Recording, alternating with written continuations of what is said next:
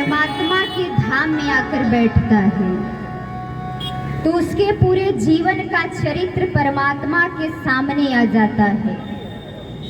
वो पाप कर रहा है, चोरी कर रहा है, गलत कार्य कर रहा है, पुण्य कर रहा है, दान कर रहा है, धर्म कर रहा है, अर्थात जीवन में हम जो कुछ भी कर रहे हैं वो सब कुछ परमात्मा के समक्ष आ जाता है जब आप भागवत जी के सम्मुख आकर बैठते हो।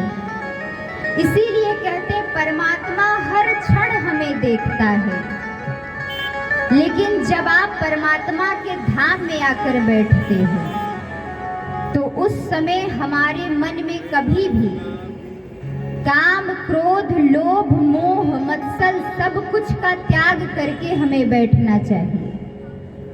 आप सोचते हो किसी को पता थोड़ी है कि हमारे मन में क्या चल रहा है, सामने वाले को नहीं पता है, लेकिन परमात्मा आपको देख रहा है। आपके मन में किसी के लिए कोई भी गलत भावना है, कोई कुभाव है, तो वो सब कुछ परमात्मा की डायरी में नोट होता है।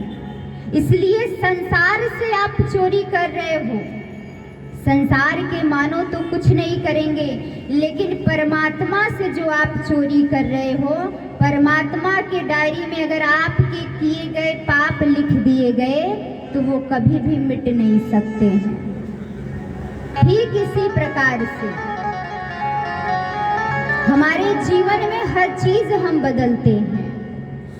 एक ऐसी ही मैया थी, जब वो मेले में जाती है तो उसने दुकानदार से कहा कि एक खूब सुंदर सा हमको आईना दिखाओ।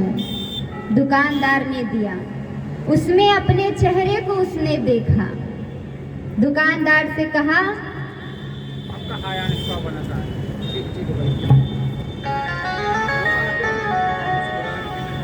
कि आईना कुछ ठीक नहीं है, आप दूसरा हमें दिखाओ।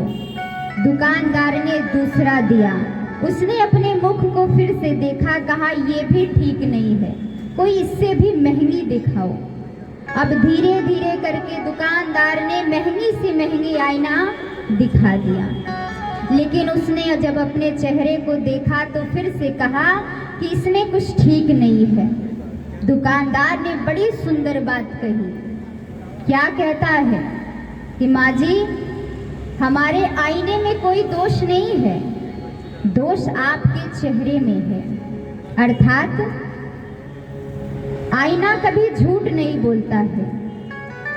ये जहां बैठे हो ये क्या है? ये भागवत रूपी आईना है, इसमें सब कुछ दिखता है, आपके सारे चरित्र दिखते हैं। ठीक उसी प्रकार से जो आईना होता है, आप संसार को रिश्वत दे करके हर चीज गुमराह कर सकते हो, बदल सकते हो, लेकिन आईने को आप कभी भी रिश्वत नहीं दे सकते हो। आप काले हो तो काले दिखोगे, आप गोरे हो तो आप गोरे दिखोगे। अर्थात जैसा आपका स्वरूप होगा वैसा ही आप दिखोगे। लेकिन हम आईने में हर दिन अपने चेहरे को निहारते हैं, दिन में 20 बार आप आईना देखते हो। विचार करो, कभी अपने मन के आईने को देखा है? नहीं। देखना है तो मन रूपी आईना देखो। हृदय आपका साफ नहीं है, आपका मन शुद्ध नहीं है। आप जब भी दूसरों के विषय में सोचते हो गलत ही सोचते हो। हम कहते हैं ना कि परमात्मा के लिए हम बड़ी से बड़ी मंदिर का निर्माण कर देते हैं, सुंदर से सुंदर मंदिर। क्यों? भगवान को सुंदर मंदिर पसंद है। हम जब सुबह उठते हैं तो मंदिरों की सफाई करते हैं। क्यों करते हैं?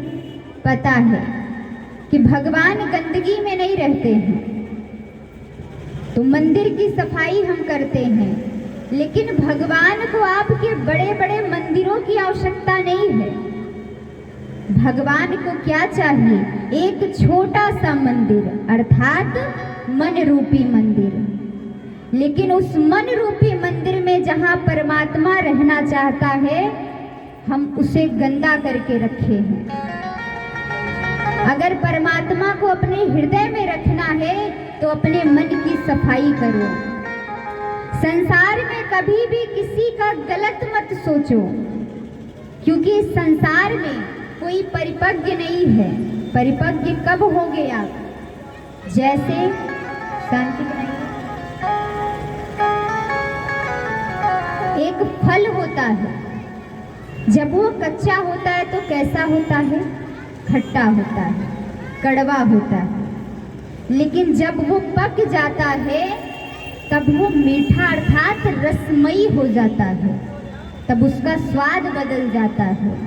ठीक उसी प्रकार से हमें उस फल की तरह पकना होगा। और आप फल की तरह कब पकेंगे? जब आप भक्ति करेंगे।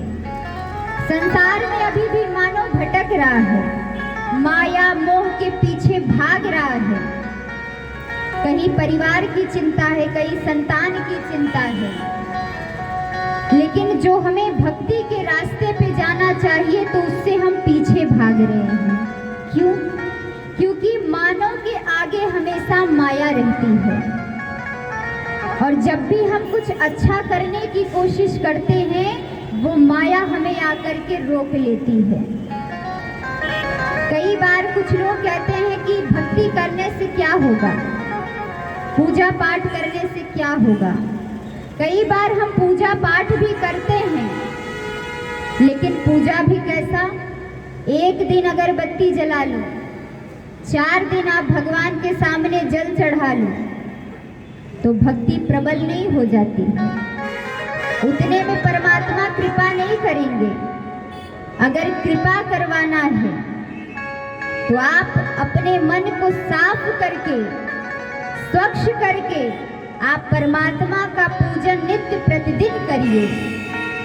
आज के संसार में मानव किसी के आगे झुकना नहीं चाहता है। परमात्मा कहता है, सत्य बात क्या है कि झुकना इंसान की शान होती है और अकड़ना मुर्दे की पहचान होती है। बोलो, आप इतने लोग हो, कथा श्रवण करते हो,